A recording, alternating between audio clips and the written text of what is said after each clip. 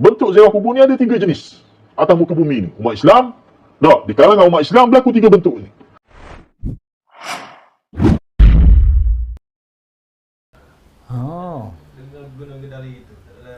Ya, maknanya dengan hujah tidak dilarang maka kita boleh buat. Nah, larangan utamanya larangan syirik kepada Allah. Itu larangan utamanya. Tak? Berapa banyak dalam mukadimah ni disebut ayat-ayat berkait, kita boleh tengok dalam bab apa? Oh, kita lakoh-lakoh dah tak tahu apa mana. Bahaya akidah kuburiyah kita boleh tengok. Faham? Bahaya akidah kuburiyah ni bab apa? Bila sebut bahaya ni dia kait dengan syirik selalu. Sebab apa? Sebab dia ke arah tu. Dia menjurus ke arah tu. Dan benda ni berlaku. Kita boleh tengok tuan-tuan, adik-adik pelajar yang masih belajar di bumi Hadramaut ni boleh tengok satu silsilah dokumentari yang dibuat oleh Syekh Muhammad Al-Arifi. Kita boleh tengok dokumentari yang panjang isu tentang kuburiyah di Yaman.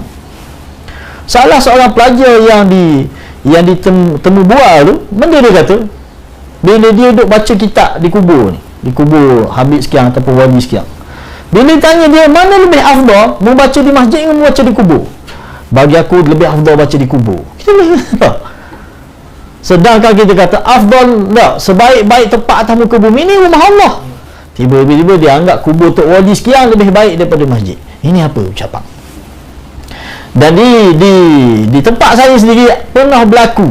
Ini cerita daripada orang yang pernah tengok sendiri. Seorang makcik pergi ke kubur wali lah kita kata kan. Pergi minta hajat dia Tok Wali tu. Kebetulan makcik ni dia sakit kaki. Dia kata, Tokku, bahasa kita Tokku lah.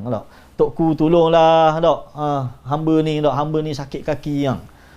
Dia seru nama Tokku untuk minta supaya disembuhkan penyakit dia. Ini benda ni. Ni syirik kecil, syirik besar. Kita kata larangan paling utamanya dalam bab memuja melampau dalam bab kubur ni adalah larangan ditakuti terlibat dengan perkara-perkara syirik. Pemujaan-pemujaan yang melampau.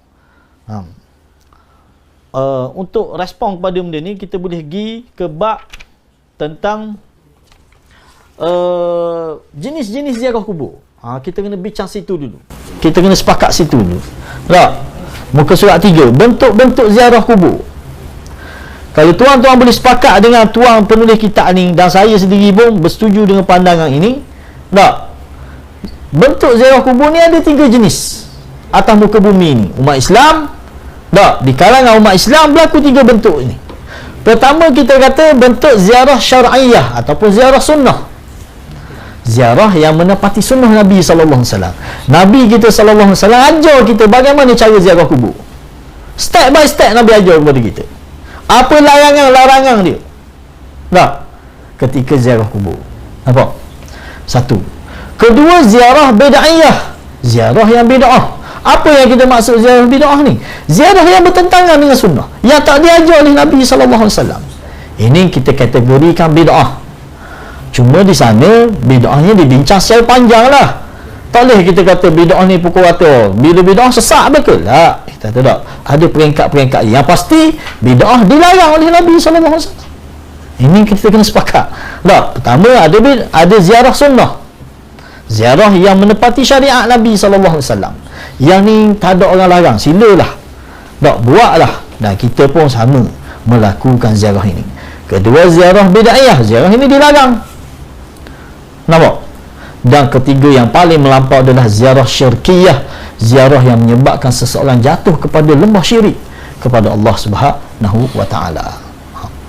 Ini yang dibincang dalam kata bab seterusnya dalam buku ni.